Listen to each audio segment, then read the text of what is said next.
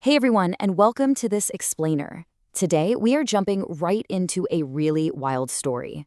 We're going to look at how a real family's chilling, decade-long ordeal actually transformed into a massive billion-dollar horror franchise. We're going to break down the reality behind the scares and, more importantly, separate the hard facts from the Hollywood fiction. Okay, let's dive into this. When The Conjuring hit theaters back in 2013, it absolutely exploded.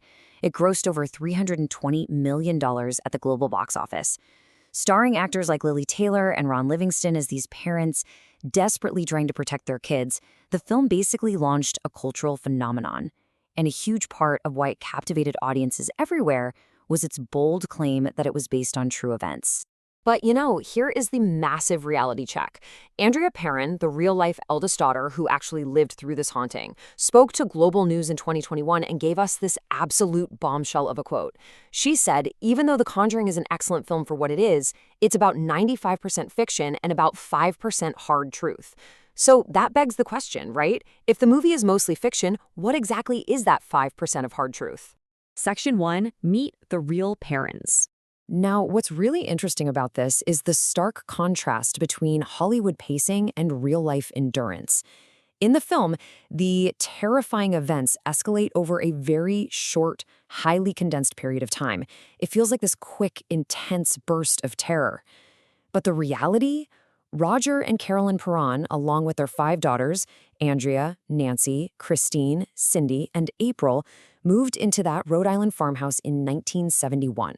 And they didn't leave until 1980.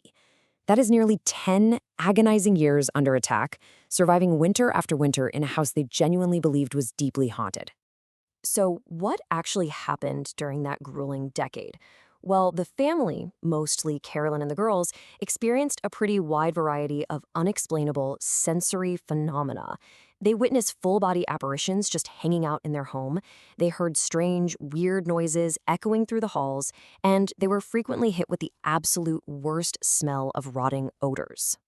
According to Andrea, who actually wrote a book about the whole experience, the spirits were a bit of a mixed bag. Some were lovely and cordial, just like everyday people, but others were incredibly mean-spirited, subjecting the women of the house to some really visceral, terrifying encounters. Now, you might have noticed I said it was mostly Carolyn and the girls who were targeted. So where was the dad during all this? Well, Roger Perrin was a traveling jewelry salesman, which meant he was actually away from home quite a bit. And honestly, it's kind of relatable. When he finally came home, completely exhausted from traveling, the absolute last thing he wanted to hear from his wife was, "Hey, Roger, I think we have ghosts." He initially just flat out refused to believe the house was haunted. Later in life, he admitted to his daughter that he just didn't want to face the reality that he might have accidentally put his family in peril by buying the property. Section 2. Enter the Warrens. Let's objectively define who these people were. Ed and Lorraine Warren were a husband and wife team, and they were highly prominent, self-professed paranormal investigators and demonologists from the 1970s through the 1990s. They actually reached out to the parents and offered to investigate after hearing about the case from other researchers. Lorraine claimed her paranormal abilities started very early in life. She actually recalled seeing lights around people since she was about 7 years old, which is when she realized she was communicating with the other side. And she claimed that the exact moment she walked into the Perron house, she knew it was haunted. And this brilliantly illustrates the terrifying climax of their intervention. If you've seen the movie, you probably remember a super dramatic exorcism. But in real life, it was a seance guided by the Warrens meant to help the parents communicate with whatever malicious entity was targeting the family. Andrea Perron actually watched this entire event in secret. She described an incredibly chaotic scene where her mother, Carolyn, began speaking a language not of this world in a voice that was entirely not her own. Carolyn's chair then literally levitated, and she was violently thrown right across the room. However, the legacy of the Warrens is heavily, heavily debated. On one side, the film franchise cemented them as absolute folk heroes. They were involved in other incredibly famous cases like the Amityville House and the Enfield Poltergeist, and Lorraine even ran an occult museum featuring the infamous Annabelle doll. On the other side, though, there is intense skepticism from critics. Many people point out that the cases they worked on seriously lack proper evidence, carrying heavy accusations that their stories were deeply embellished or, in some cases, just full-on hoaxes. Section 3. The Truth About Bathsheba. So, the crucial point here is this. The central villain of the film, that malicious child-sacrificing witch Bathsheba Sherman, She's largely a historical fiction. Modern historians, and even Andrea Perron herself, have investigated this historical figure really deeply. And what they discovered is that the real Bathsheba was likely totally innocent of the horrible things she was accused of. As Andrea stated, Bathsheba essentially just copped the blame for everything evil in that house due to local historical rumors, and she had been wrongfully accused. Andrea now actually believes the real evil spirit in their home was someone else entirely. Section 4. Where are they now? Let's move to and see how this builds into the aftermath.